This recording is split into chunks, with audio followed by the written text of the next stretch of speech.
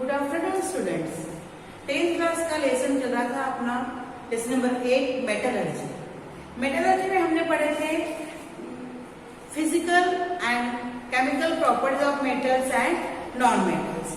इसमें क्वेश्चन आता है वो अपने को इस लेसन के ऊपर से write down difference between metals and non metals. तो डिफरेंस हमको खाली फिजिकल प्रॉपर्टीज पर लेना है, जैसे कि metals are good conductor of heat and electricity, non metals are not good conductor, that means bad बोलते थे हम लोग अभी तक। तो हमको लिखना है non metals are poor conductor of heat and electricity, metals having metallic lustre, non metal do not possess these properties. Metals are ductile, non-metals are not ductile. Metals are solid and non-metals are found in three states, that is solid, liquid and gaseous. Solid air metals, they are hard, non-metals are brittle. Brittle का मतलब होता है easily broken, आसानी से टूटने वाले. The melting and the boiling point of metal is very high, whereas the melting and the boiling point of non-metals is low.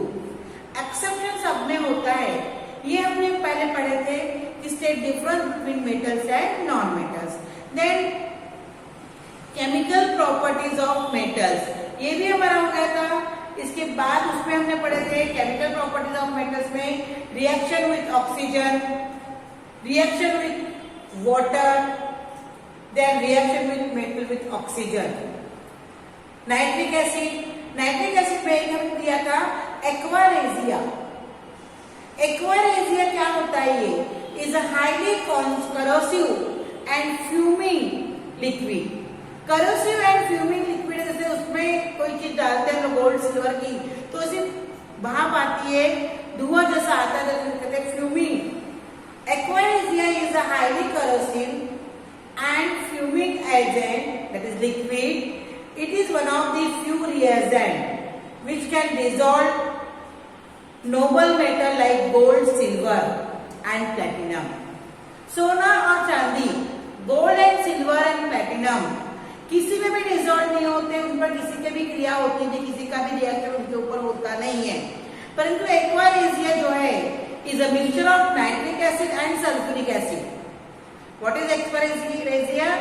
Is a mixture of concentrated hydrochloric acid and nitric acid. 3 part hydrochloric acid and 1 part nitric acid. Aquaresia is a mixture of concentrated hydrochloric acid and concentrated of nitric acid, where hydrochloric acid is 3 part and 3:1 और nitric acid 1 part होता है। तो इस aqua regia में सब गल जाता है, gold and silver can dissolve in aqua regia. Reaction of metal with other metal, ये भी हमने पढ़े हैं। अभी हम पढ़ेंगे reactivity series of metals. What is reactivity series? We have seen that reactivity of all metals is differ from one another. Reactivity सबके same नहीं है। पीरियोडिक टेबल में सबका स्थान यानी सबका जगह अलग अलग है, उस आधार पर सबकी रिएक्टिविटी है।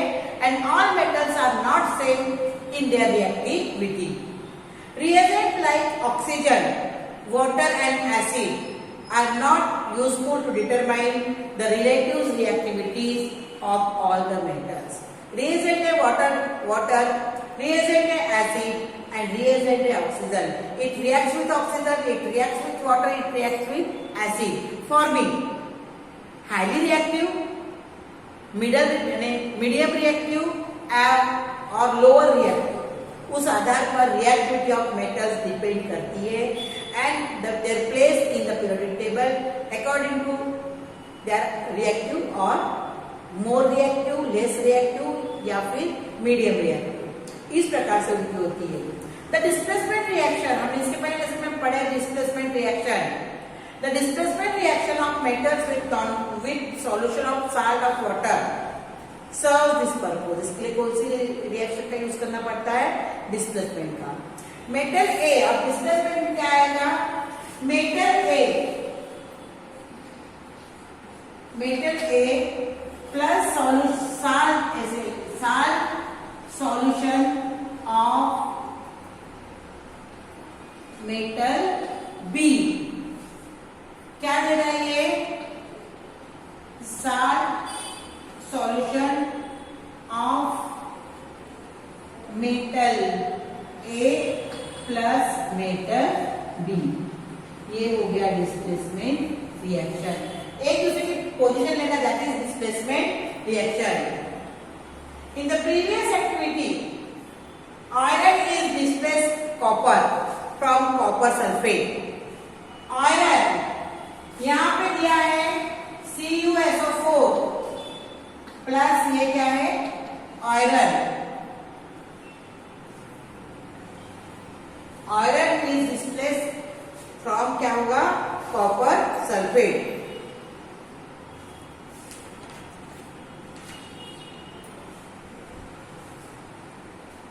ये कहां चला जाएगा? ये FeSO4 और क्या आएगा? Copper.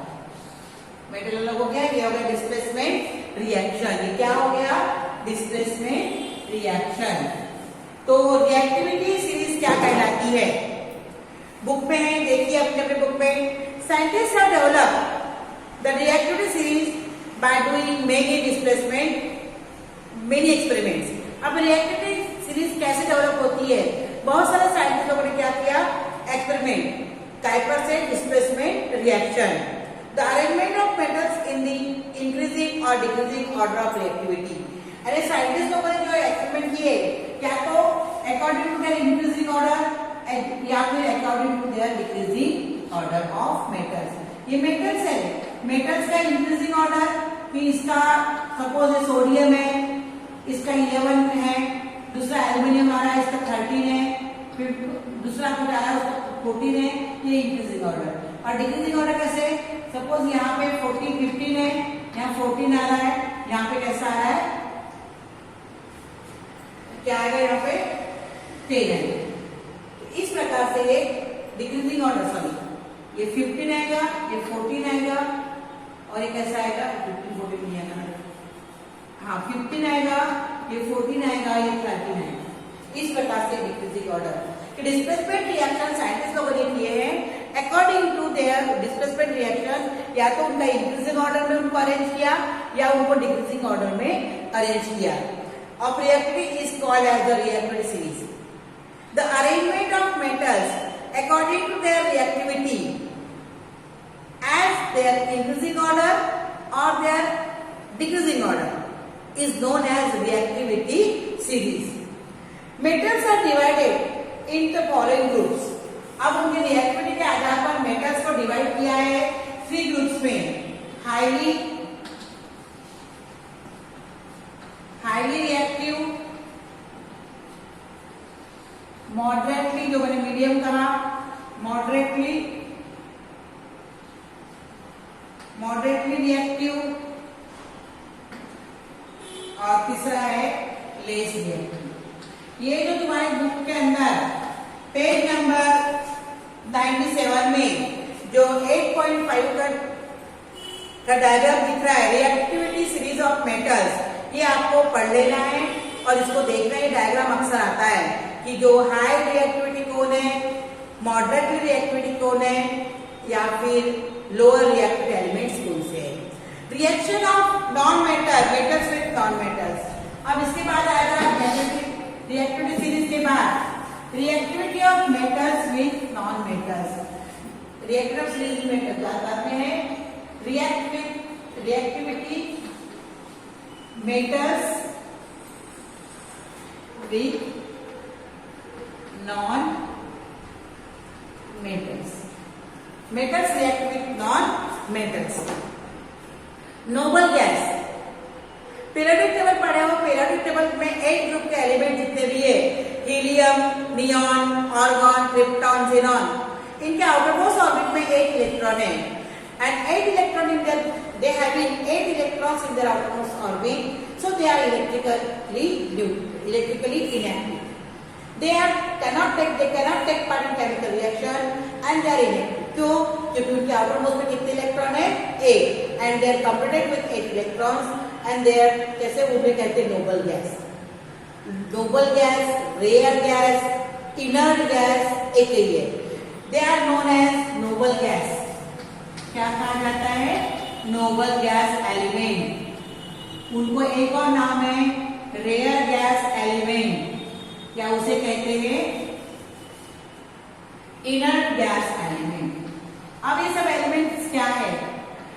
In the periodic table 8 group में पाए जाने वाले एलिमेंट्स को नोबल गैस कहते हैं, रेयर गैस कहते हैं, इनर्ट गैस कहते हैं, because the outermost orbit is completed with 8 electrons, so they are chemically inactive.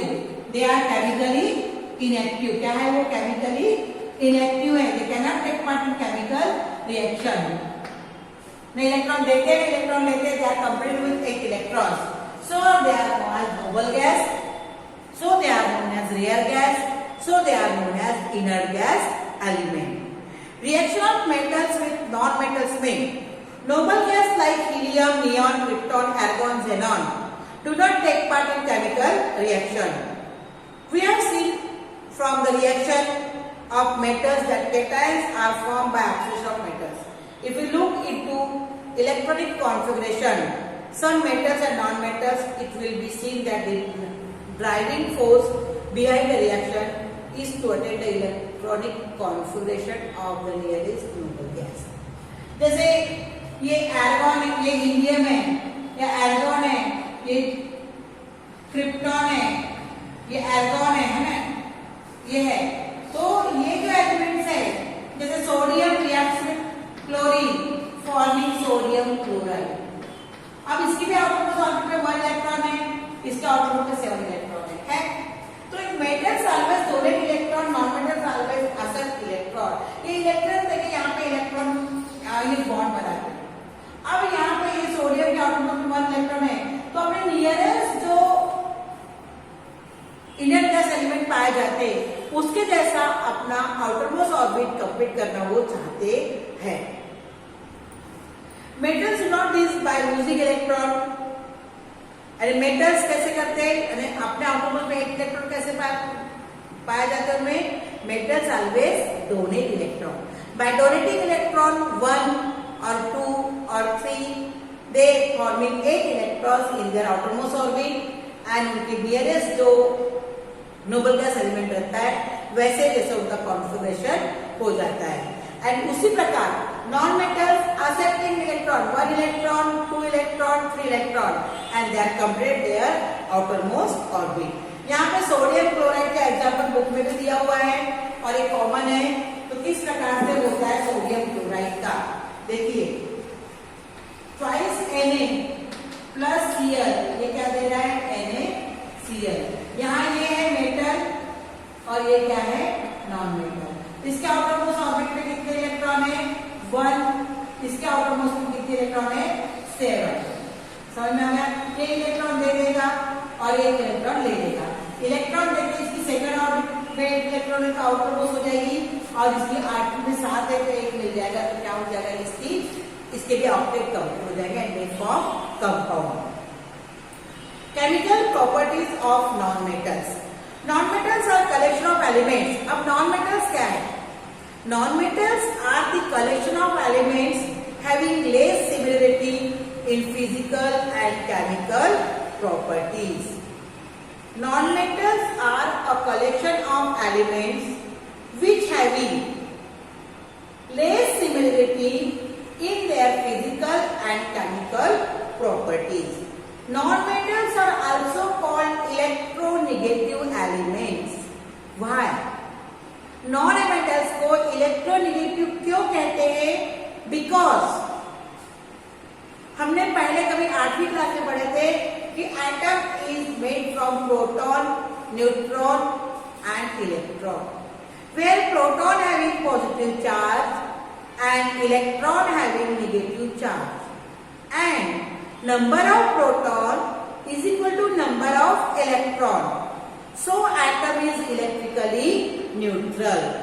अब यहाँ एटम जो एलिमेंट है, जो एटम से बना है, मॉलिक्यूल से बना हुआ है, वो इलेक्ट्रोनेगेटिव एंड इलेक्ट्रोपॉजिटिव कैसे होता है? या मेटल्स और non metals.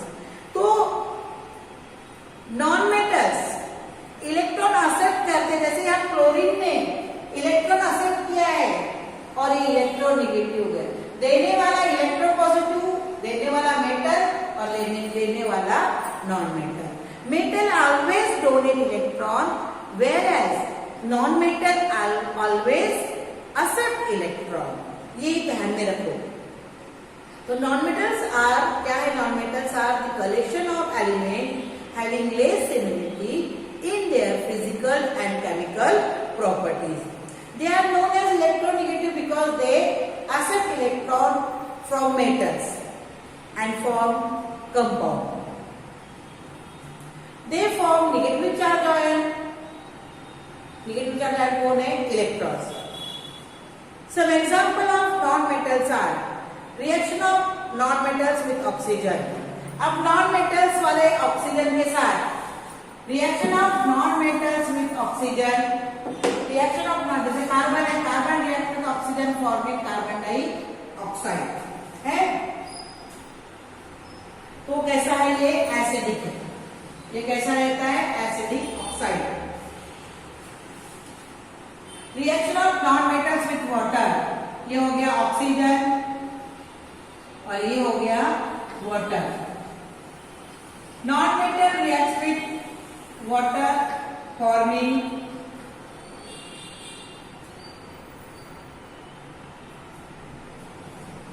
Generally non metals do not react with water. Hydrogen बस रिएक्ट करता है, ये और कोई रिएक्शन करता नहीं। एसिड नॉन मेटल एसिड के साथ रिएक्ट होके क्या बनाता है? HCl और क्या निकाल देता है? ब्रोमाइड। हाइड्रोजन के साथ non metal react with hydrogen forming hydrosulphide, forming sulphide. Sulphur react with hydrogen forming hydrogen sulphide and ammonia. यहाँ पे नॉन मेटल्स की रिएक्शन है। Non metal react with oxygen, non metal react with water, non metal react with acid and non metal react with hydrogen. यहाँ पे हमने reaction of chemical properties of metals and non metals complete किए हैं। इसके बाद मैं आपको लूंगी आयनिक कंपाउंड। ठीक है।